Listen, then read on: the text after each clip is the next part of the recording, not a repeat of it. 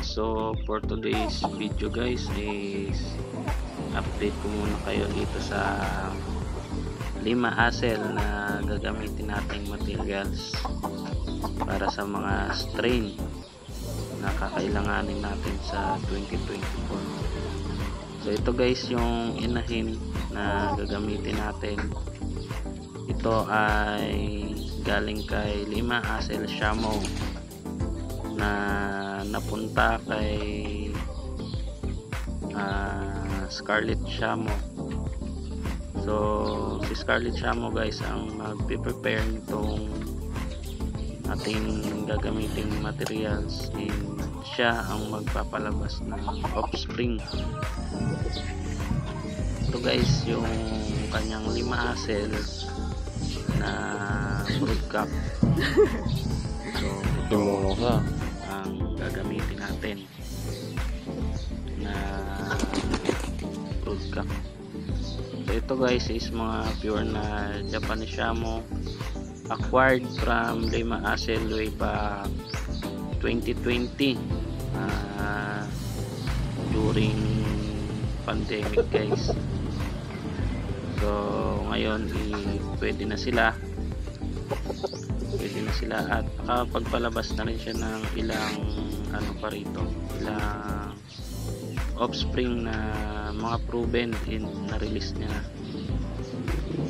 So ito gamitin natin at ito document namin from breeding, preparing ng breeding materials to egg and then to hatch, para ipakita at i-prove na yung manok na ilalabas natin for materials this coming 2024 is legit and pure na Japanese Shamo.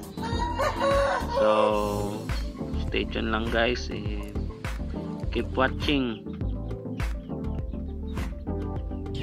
Ito na yung mga itlog, nakapaglimlim na yung ating inahin dito.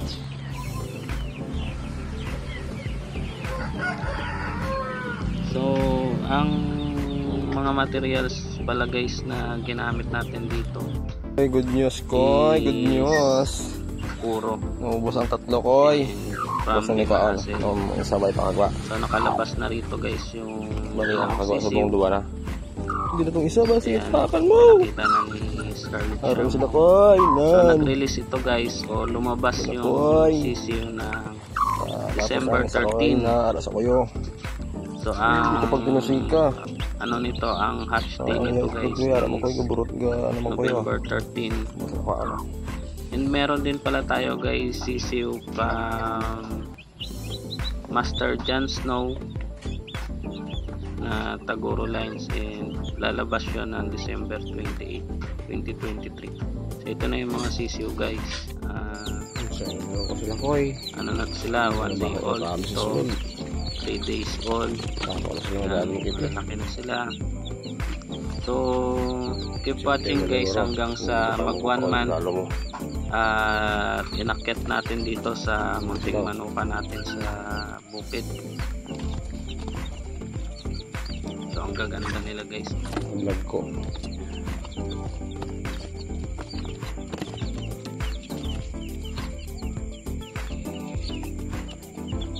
Yan, 3 days old. Ito naman is pang week na nanda.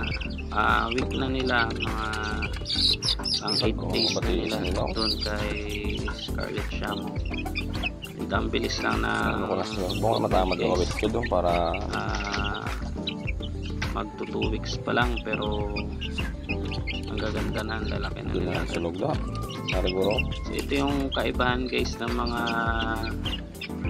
pure na Shamo sa mga pang battle cross style. Ang bibilis talaga nila lumaki.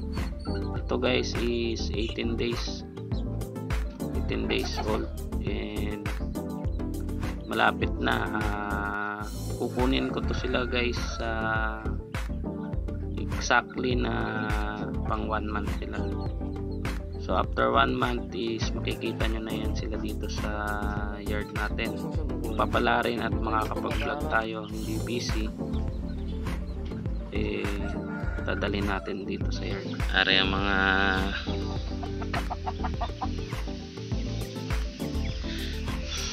mga makukulit. Lima and Taguro.